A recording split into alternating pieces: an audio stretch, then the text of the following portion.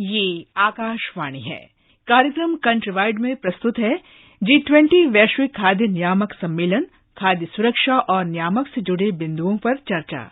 इसमें भाग ले रहे हैं खाद्य सुरक्षा विशेषज्ञ बिजॉन मिश्रा और आकाशवाणी संवाददाता Kamal Kumar Prajapati. Global food regulator summit 2023 Delhi में आयोजित हो रही है और पहले इसका आयोजन इटली, रोम में किया जाता रहा है, लेकिन इस बार भारत, नई दिल्ली में इसका आयोजन हो रहा है।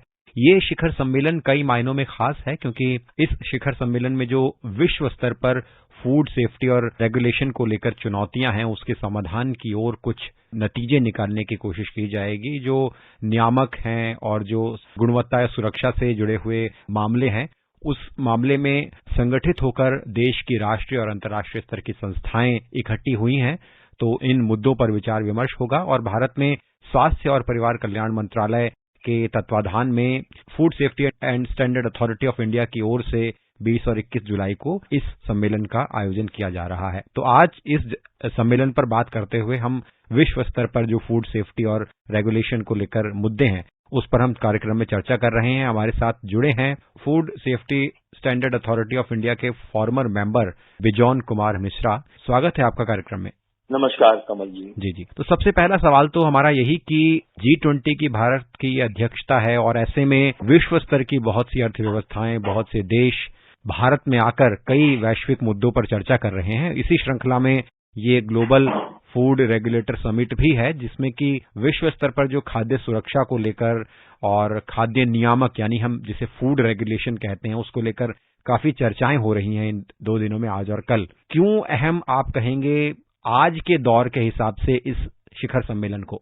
ये जो फूड सेफ्टी स्टैंडर्ड्स की बात होती है, वो शुरुआत हुआ है 1985 में, जहां पर WHO और FAO मिलकर एक समीकरण शुरू किया जिसका नाम दिए थे कोडेक्स एलिमेंटेरियस कमीशन। विश्व भर में जितने देश हैं, UN कंट्रीज हैं, इंडिया भी उसमें शामिल है, उनके सारे स्टैंडर्ड्स जो फूड सेफ्टी स्टैंडर्ड्स हैं, उनको हार्मोनाइज करने का एक कार्यक्रम शुरू हुआ 1985 में, ताकि कोई भी कंट्री किसी भी कंट्री में एक्सपोर्ट और इंपोर्ट कर पाए फूड को लेकर। और WTO के तहत समीकरण इसलिए शुरू किया गया ताकि कोई बैरियर टू ट्रेड ना हो। और उसी को लेकर जो G20 ने इनिशिएटिव लिया है और भारत में हम लोग अभी चेयर कर रहे हैं G20 का, और भारत में सारे 40 कंट्रीज के रेगुलेटर्स को एकत्रित करके ये जो गोष्ठी 2 दिन का चलाया जा रहा है, हम सोचते हैं कि ये बहुत ही अहम एक मुद्दा भी है और एक जरूरत भी है। बिल्कुल। क्योंकि अभी हमारे, आप लोग सब जानते हैं कि अभी हर एक उपभोक्ता टेक्नोलॉजिकली बहुत ही सैवी हो गया है, बहुत ही लिटरेट हो गया है। हर एक व्यक्ति चाहता है कि कोई भी खाद्य पदार्थ जो हम सहन करते हैं, जो हम खरीदते हैं, वो सेफ हो, गुणवत्ता हो, कोई भी ऐसा कंटामिनेंट नहीं हो जो हमारे सेहत को हानिकारक हो। और फूड सेफ्टी अथॉरिटी जो 2006 में गठन हुआ under the food safety and standards act, उनका केवल एक ही जो लक्ष्य है कि कैसे हम अपने देश के सिटीजन्स को, कंज्यूमर्स को होलसम फूड पहुंचा सके। और इसी पे चर्चा टेक्नोलॉजी वाइज होनी चाहिए, क्योंकि टेक्नोलॉजी आज केवल एम्पावर नहीं कंज्यूमर को कर रहा है, बट उनको एक विकल्प दे रहा है, चॉइस दे रहा है। And the choice is based on many standard and specifications. तो जो लोग जिस ढंग से खाद्य पदार्थ खरीदना चाहते हैं, उनको वो चॉइस मिलनी चाहिए। जैसे हमारे देश में आपको मालूम है कि अभी तक मतलब अबाउट 30% पॉपुलेशन पैकेज फूड को एक्सेस करते हैं, 70% अभी भी लूज फूड खरीदते हैं। तो हम लोगों को कोई ना कोई इस ढंग का नियम, इस ढंग का तंत्र बनाना चाहिए, और जितने कंट्रीज हैं उनसे शिक्षा लेकर, या जो हम लोग कर रहे हैं दूसरे कंट्रीज को कहा जाए कि कैसे हम लोग चला रहे हैं हमारे food safety authority. So it's a great opportunity for building awareness, exchange of knowledge. और हमारे लिए सबसे अहम बात यह है कि कैसे आम आदमी तक ये जो काम हम लोग कर रहे हैं, ये जो चर्चा होगा, वो आम आदमी तक कैसे पहुंचाएं ताकि वो सुरक्षित महसूस करे। बिल्कुल। किसी जब खाद्य पदार्थ खरीदते हैं, उनका एक ही लक्ष्य होता है कि हम जो भी खाद्य पदार्थ खरीद रहे हैं वो सेफ हो, सुरक्षित हो, गुणवत्ता हो, और उनका एक मानक हो, ताकि हमको पता लगे कि हम क्या खरीद रहे हैं। आपने बहुत सही कहा और केंद्रीय मंत्री डॉक्टर मनसुख मांडविया ने भी आज इस बात को रखा कि जो हमारे सामूहिक प्रयास हैं उनके जरिए ये सम्मेलन ग्लोबल फूड सेफ्टी और स्टैंडर्ड के जो आपसी सहयोग है और आपसी तालमेल है उससे कुछ नतीजे निकालने में जरूर मददगार होगा और जो फूड रेगुलेशन है सुधार को लेकर भी कुछ इसमें निष्कर्ष निकालने की कोशिश होगी और जो कंज्यूमर्स हैं उनके लिए सुरक्षित और उच्च गुणवत्ता वाले भोजन की उपलब्धता को ये जो विचार होंगे उनको बढ़ावा देने में मददगार होंगे। तो हम आपसे ये समझना चाहेंगे कि क्योंकि जिस तरह से ग्लोबलाइजेशन हुआ है, ग्लोबलाइजेशन के इस दौर में हमने देखा है कि आपने खुद ही जिक्र किया कि जो फूड स्टैंडर्ड हैं और जो सेफ्टी है उसको लेकर कई चैलेंजेस हैं। वो कौन से प्रमुख अभी चैलेंजेस हैं विश्व स्तर पर जिनको लेकर के कॉमन प्लेटफॉर्म पर आना बहुत जरूरी है जिससे कि उपभोक्ताओं तक एक अच्छी गुणवत्ता वाला भोजन पहुंचे, उनकी खाद्य सुरक्षा सुनिश्चित हो सके। तो ऐसे जब शिखर सम्मेलन होते हैं उसमें वो कौन सी चुनौतियां प्रमुख रहती हैं जिनकी समाधान की ओर हमें बढ़ना है आगे? जैसे हमको कहा गया कि ये सम्मेलन में एक डैशबोर्ड क्रिएट होकर डैशबोर्ड लॉन्च करेंगे वो लोग। अब ये बहुत ही बढ़िया चीज है क्योंकि आज उपभोक्ता चाहते हैं पारदर्शिता, उत्तरदायित्व। यदि कोई भी चीज गलत ढंग से हमारे तक पहुंचाया जाए तो वो हमारे तक ना पहुंचे उसका व्यवस्था कैसे करेंगे, जिसको हम लोग कहते हैं रिकॉल। कोई भी कंटेमिनेटेड फूड कैसे उसको अब रिकॉल करेंगे ताकि हम उसका एक भुक्तभोगी ना बने, हम विक्टिम ना हो। तो उस ढंग के तंत्र को लोगों तक पहुंचाना बहुत अनिवार्य रूप से आज के दिन में जरूरी है। और ये भी होना चाहिए कि हमारे देश के जो हमारे ट्रेडिशनल फूड है वो वर्ल्ड ओवर में दिखना चाहिए। उसके लिए क्या प्रयास हम लोगों को करना चाहिए हमारे देश में, ताकि हमारे जो ट्रेडिशनल फूड है वो, जैसे हम जब इंटरनेशनल ओवरसीज कंट्रीज में जाते हैं हमको उनके स्टोर में भी दिखना चाहिए और हम वहां पर भी इंडियन फूड को खरीद सकते हैं स्टोर से। उस ढंग का एक माहौल बनाना होगा ताकि हमारे मैन्युफैक्चरर्स भी इसके लायक बने कि वो वर्ल्ड ओवर एक्सपोर्ट कर सकता है हमारे बनाया हुआ खाना हमारे देश में।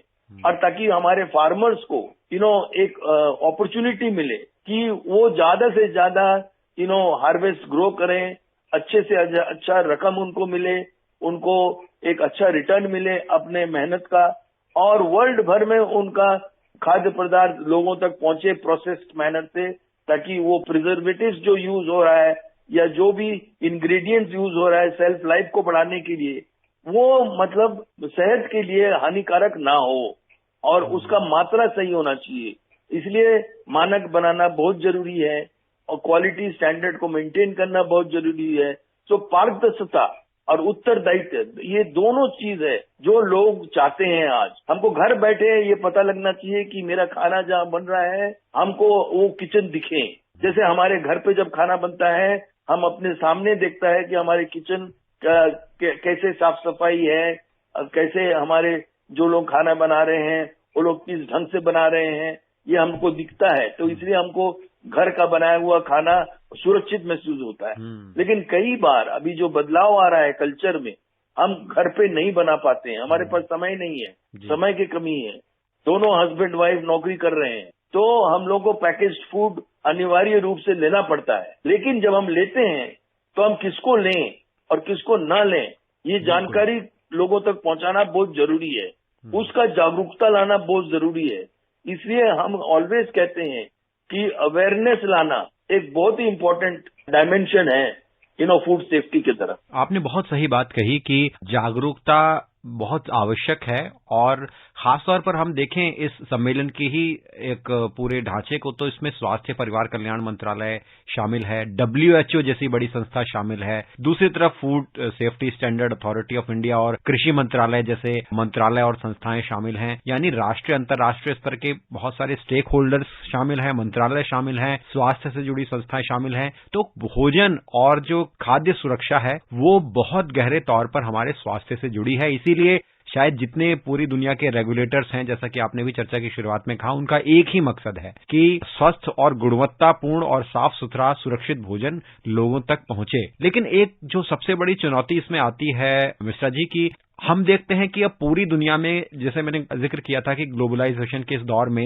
जो ग्लोबल यानी वैश्विक स्तर पर बहुत सारे जो बिजनेस ऑपरेटर्स हैं इस खाने की दुनिया में, उन्होंने अलग अलग देशों में अपनी इकाइयां स्थापित की हैं और उनकी इकाइयां चल रही हैं। लेकिन एक चुनौती ये आती है कि हर देश का अपना नियामक है, अपना रेगुलेशन है, अपने स्टैंडर्ड हैं, अपनी सेफ्टी के तौर तरीके हैं। उसमें इन इकाइयों का एक तो पक्ष ये है कि चलिए उन्हें व्यापारिक लाभ कमाना है, तो उस हिसाब से शायद कई बार उन स्टैंडर्ड्स को लेकर दरकिनार वाली प्रवृत्ति हमें देखने को मिलती है। लेकिन दूसरी तरफ जो ये कॉमन प्लेटफॉर्म का न होना, ये भी क्या एक बहुत बड़ी चुनौती है, जिस वजह से हम अलग अलग वैश्विक स्तर पर बिजनेस ऑपरेटर्स काम कर रहे हैं खाने को लेकर, उनमें एक असमंजस देखते हैं कि वो किस तरह से अपने रेगुलेशन, अपने स्टैंडर्ड को मेंटेन करें पूरी दुनिया भर में। तो इस मामले में आपको क्या चुनौती लगती है? फूड सेफ्टी को हम कॉम्प्रोमाइज नहीं कर सकते हैं, ये सबसे बड़ी बात है, जिसके चलते हम, जैसे कहा हमारे ओपनिंग रिमार्क में, 1985 में फूड एंड एग्रीकल्चर ऑर्गेनाइजेशन जो यूएन के बॉडी है, वो वर्ल्ड हेल्थ ऑर्गेनाइजेशन WHO, दोनों मिलकर एक तंत्र शुरू किया जिसका नाम दिया है कोडेक्स एलिमेंटेरियस कमीशन। और उस कोडेक्स एलिमेंटेरियस कमीशन के तहत वो एक ऐसा कॉमन प्लेटफॉर्म है जो सारे 190 कंट्रीज, यूएन कंट्रीज बैठक करके हर साल कोई न कोई कमिटी को लेकर, मतलब कुछ न कुछ फूड के कैटेगरीज को लेकर स्टैंडर्ड को हार्मोनाइज कर रहा है वर्ल्ड ओवर, ताकि एकत्रित हो जाए, एक ही स्टैंडर्ड रहे वर्ल्ड भर में। हमारे देश में सबसे कमी क्या है कि स्टेट गवर्नमेंट नहीं पार्टिसिपेट करते हैं ये सब काम में, उन लोगों को नहीं भेजते हैं इस ढंग के डेलीगेशन में। हम उम्मीद करते हैं आने वाले सालों में स्टेट गवर्नमेंट भी एक अच्छा रूप लेगा इसको लेकर, ताकि मानक का हमारे देश में एक समीकरण हो। हमारे 36 स्टेट्स एक ही देश में हैं, सारे स्टेट्स इक्वल है, सारे कंज्यूमर इक्वल है, तो कहीं पर भी कोई स्टैंडर्ड को लेके कॉम्प्रोमाइज नहीं होना चाहिए। और उसी को लेकर वर्ल्ड भर में एक ही प्लेटफॉर्म जो है कोडेक्स एलिमेंटेरियस कमीशन, उसमें हम लोगों को सक्रिय रूप से भाग लेना चाहिए। जैसे G20 ने ये सम्मेलन इंडिया में किया है, बहुत अच्छा कॉन्सेप्ट है, बहुत अच्छा इनिशिएटिव है।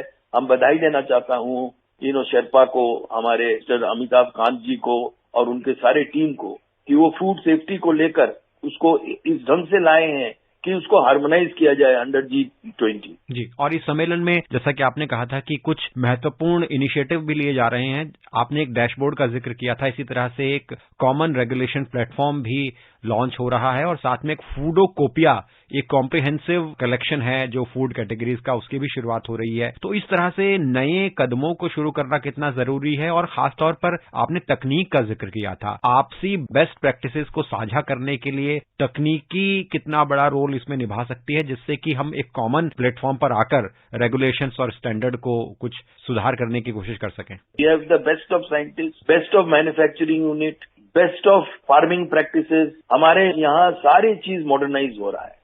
आज हर एक फार्मर का इनकम डबल होने जा रहा है। क्यों?